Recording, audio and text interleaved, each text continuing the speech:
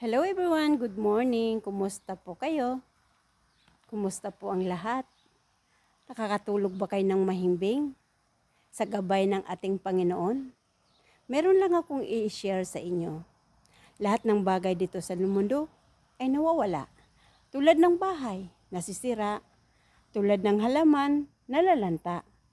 Tulad ng sasakyan, nasisira pag naaksidente o nadisgrasya.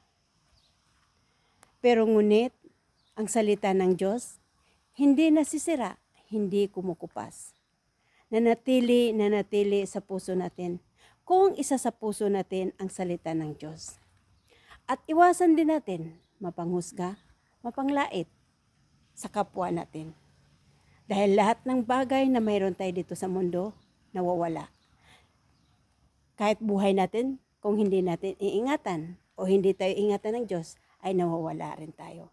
Salamat!